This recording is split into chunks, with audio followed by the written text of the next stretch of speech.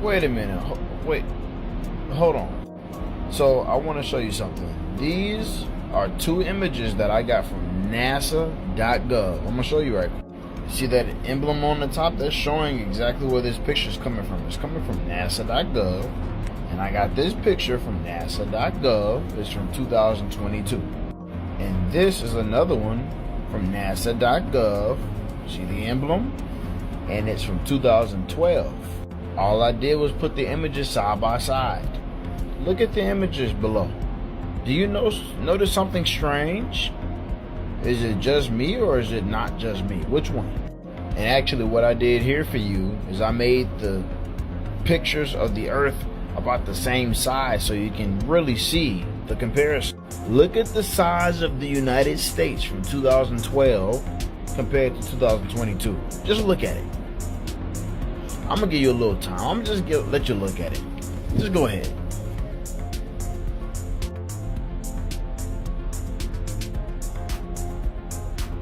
Did you notice the size yet? Just go ahead and take a look at the size of the United States in 2012 compared to 2022. What does that mean? That should show you that if these are official images from NASA.gov and you got one picture in 2012 showing this huge image of the United States compared to 2022 and this really small image of the United States, that should make you wonder and say, wait a minute, there shouldn't be any difference of size just over a matter of 10 years. It ain't like the United States shrunk over 4 times over the last 10 years, y'all. What does that mean then? That just simply means that they're lying to you. This is not real. This is CGI. This is all fake. And if it's CGI and it's fake and it's coming from a .gov website, that should make you wonder and say, wow, wait a minute. That means they're lying to me. And now you finally get it. Yes, they are lying to you. You don't live on a spinning ball floating through outer space. And this picture is not something that they're capturing from outer space either. They just have cameras that are up high. And in the picture in 2012, the reason it looks closer is because simply the camera is taking a closer picture than it's taking a picture in 2022. For instance, my face is closer because I'm taking a closer picture compared to being further away. That's all it is. They're lying to you and they got you thinking this is a spinning ball. No, all they did was take an image that they took of the Earth, threw some CGI on it with some fake clouds, fake water, fake land, and put an outside edge of a circle around it. That's all they did. Here's one of the images that they said is from 2023. It's supposed to be showing an eclipse over the Earth in 2023. And even this is a fake image. My goal in all of this is just to show you that you've been lied to. You've been duped. All of these different images that they're showing you of the Earth are just fake images. That's all they are. A bunch of CGI and fake things. Every cloud, every landmass, everything they show you in here is just CGI. Next time that you see an image of the quote-unquote Earth, and you got 2 different pictures from 2 different years, and the landmass is almost 4 times bigger, you might want to just sit around and think about that for the first time. I still believe that we live on a globe because we do not live on a globe, and I'll prove it right now from your own NASA government website and documents. Alright, this is a real government document from NASA, from their website, and as you can see right here, you see NASA's website right here. I'm not playing around. This comes from NASA, and I literally had to go look for this on their website, and I had to go to the document page and go all the way down so I could find this, and I did find it, and I found it perfectly to show you we live on a flat Earth, not rotating, and it says it right. So, as you can see, right here it's talking about, it's too small for me to read right now, but right here, as you can see, it's saying flying over a flat, non-rotating Earth. It's basically talking about aircrafts and stuff like that on the document, saying how they fly over a non-rotating flat Earth. How would they have flying over a non-rotating flat Earth on their government document? Don't you think that's a little sus when they tell us about us being on a ball spinning? Come on. Oh boy, you thought I was done. No. I'm not done. There's another document right here. The same thing, right? The same thing on NASA's government website saying The same thing in a vertical on a non-rotating flat Earth. They're talking about aircrafts fly over a non-rotating flat Earth. Hey, what can this be? Alright, so here's a dilemma, everybody. This right here is a Chicago skyline. Chicago being seen from over here, which is 57 miles away. The picture was taken about 5 feet off the ground.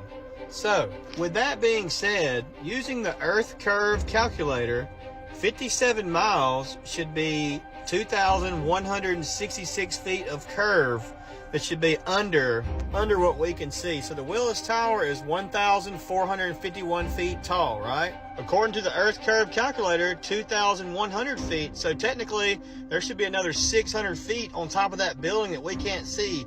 There should be that much that's hidden from our sight. Now, some people are saying that it's a superior mirage, okay? This right here is a superior mirage. You see how the boat looks like it's up in the air, you know? It's this right here, you know, this explains it. And I get that and all, but I'm just saying, if these buildings right here are 1,500 feet tall, but from where we're at 5 feet off the ground, looking at almost 60 miles away, 2,000 feet should be hidden on the other side of the curve. How are we seeing that building? How? You still don't know that you don't live in a solar system and that Saturn isn't a planet 790 million miles away? You see, when you look up real footage from real telescopes and real Nikon cameras and you see what Saturn looks like, it looks fake to me. And I have thought this for 22 years before I was even awake to the lies of the world. When I was in my college observatory and saw this, I challenge you, as soon as you're done watching this video, go look this up yourself. Go find Saturn on YouTube through a Nikon camera or a telescope and look just how ridiculously fake this looks. This is not a planet 790 million miles away. And then I want you to go to Google and type in Saturn images, and I want you to scroll through and see how they all look different and they all look computer generated. Now, I don't claim to know exactly what Saturn is, but I can tell you what it's not. And it's not a planet 790 million miles away, 10 times the size of Earth. When you look critically at these pictures, all these different NASA images, they all look different. They all look different colors. They all look different sizes. They all look different shapes. Nothing is consistent. And these rings that are supposedly ice rings, they never have images of these chunks of ice. You see, you do not live in a solar system. You live in a realm where everything in the night sky is here for you. It's for signs and seasons, and Saturn is part of that. I don't claim to know exactly what Saturn is, but I do claim to know exactly what Saturn isn't. And it is not some sort of object like a planet that you can send a rover to. And it is much, much closer than they tell us. And all you have to do is look at the images they give us, the images that NASA gives us, that all look different all the time. And you don't need to know exactly what Saturn is. You just need to know exactly what it's not. And it's not what they're telling you. Now, I have some theories and opinions about what Saturn is and why the Luciferian elites like Jim Carrey wearing his Saturn shirt and these guys with their 666 symbols all worship Saturn. But that's a video for another time. This one, all you have to do is know that Saturn is not what you've been told. And if you can figure that out, you are one step closer to realizing that you are not an accident created from a big bang evolved from monkeys, and that you were here created from a creator with a purpose. And when you figure that out, the world is your oyster. Ain't nobody been to the moon. Ain't nobody been outside this giant cage we're trapped in. The firmament is real. This is why rocket ships take off and they start shooting at an angle. They'll scrape the firmament and they always land in the ocean. No, there's no satellites. They are hanging satellites in the firmament. This is our GPS system. Nothing will get through the firmament. So is it a shape of a snow globe? No, then they showed some grainy film that they were on the moon. It scraped the surface of the firmament, landed. It's only one day, but the landing is like a week later. But that's when they showed. It takes a very confident, almost high testosterone, alpha type person to stand alone and say, I believe this, whether you all believe it or not. Does anyone else remember the Georgia Guidestones? If you don't know what the Georgia Guidestones were, essentially they were just tall stone tablets. And on them, they had the same exact text, but just written in different languages. And there's some pretty weird stuff written on these tablets. Check this out. Maintain humanity under 500 million in perpetual balance with nature. Now if you do the math, that's like a 90% reduction in the world's current population today. But besides the weird messages like keeping humanity under 500 million, it had some astronomical features.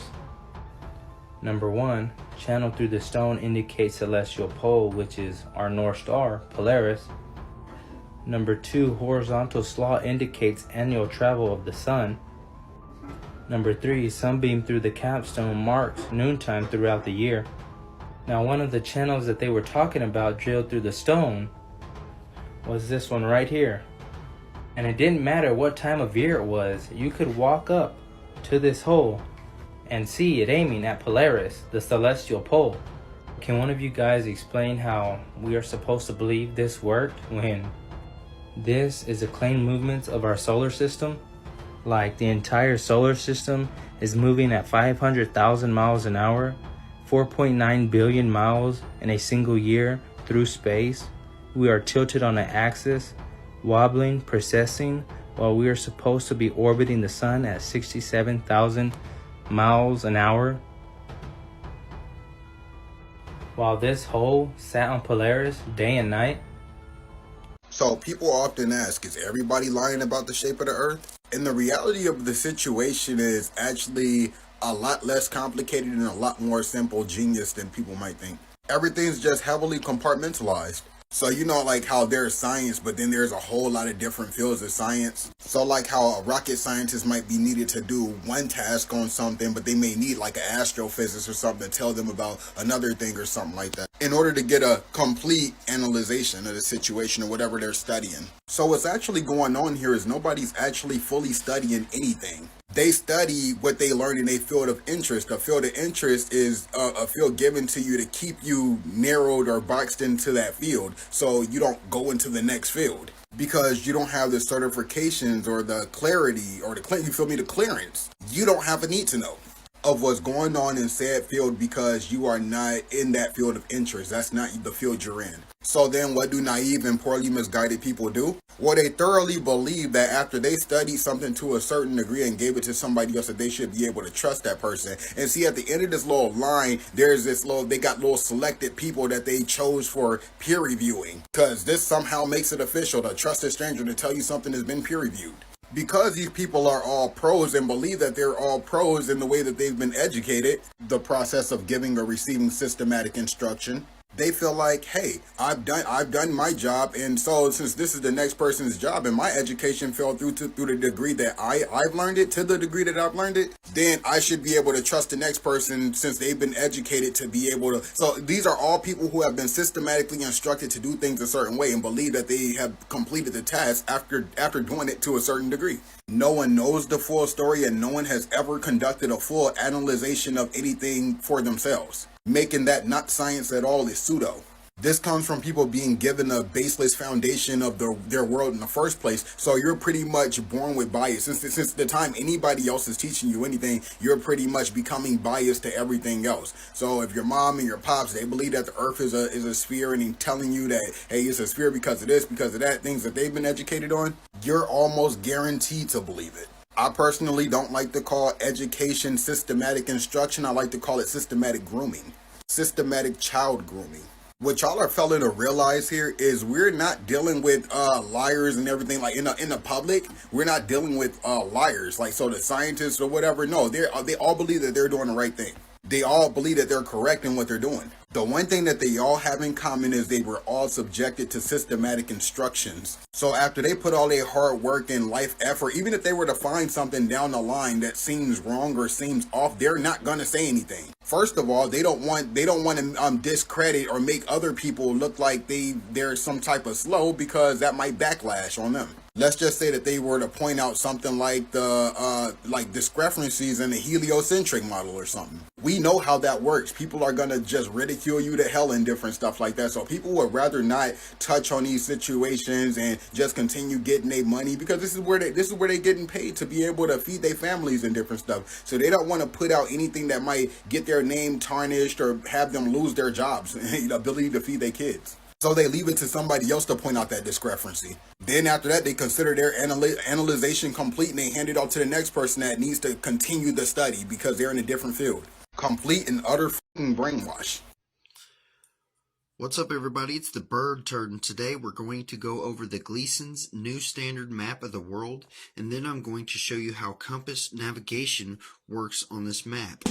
Just so you know, compass navigation will not work on a ball whatsoever.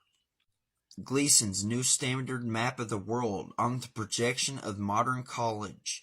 J.S. Christopher, Blackheath, England. Scientifically and practically correct as it is. Patent allowed November 15th, 1892. Applications made in England, Canada, France, Denmark, Sweden, Germany, and Australia. So this is a longitude and time calculator. We live in a big clock made by God, y'all. And before I have some trolls come on here and be like, oh, this is projection of the globe on a flat map, then explain to me why this says the sun moves. We're going to go over the June solstice real quick. In the figures, June and December, the white represents the sun's position in its respective months at noon. This shows sunlight inside the Arctic Circle for 24 hours. From June 21st, the sun moves round the tropics in a spiral circle, widening every day until it reaches its destiny on the southern or outer solstice on December 21st. So what this is saying, that is in the summer solstice, the sun moves around the Tropic of Cancer, widening every day, okay, until it reaches the Tropic of Capricorn, okay? And that brings me here to the December solstice. On December 21st, the sun moves around the Tropic of Capricorn, and during the day lights up the southern portion of the Earth from the Arctic Circle to some portion of the Antarctic ice. There is no sunlight beyond 80th degrees south, but unknown regions of ice. On the 23rd of December, the sun commences its northward journey again, returning to its starting place, and thus completes the seasons. So, in the December solstice, the sun goes around the Tropic of Capricorn and slowly goes inwards, okay, back to the Tropic of Cancer, alright? So, the sun in our summer solstice goes around this, widening every day, okay, until bam. That's why when it is our summer, okay, it is Australia's winter, okay, because during our winter, the sun is moving out here, okay, in our summer, the sun is moving here, alright? So to show you guys that this compass works, see it? Alright. Now, east is this way, west is this way, okay? So when using a compass, you want to keep the needle pointed on north, locked in on north, okay? Alright? Now, you want to follow east while keeping the needle on north, right? So when you do this, you'll see it lines up perfectly with the grid lines of the map. You see what I mean? This is east. This is west. Alright? Now, you know how they say, oh, Antarctica's in the south. Dude, it's an ice wall. Okay? Any way you look, this is south. Okay? So, bam, you go south, there's an ice wall. Okay? South, ice wall, okay? Even from the other side of the map, okay? South, the ice wall, okay? South, the ice wall. See, we'll even do this from here, man. You just keep it pointed on the north, Alright, say you want to go east.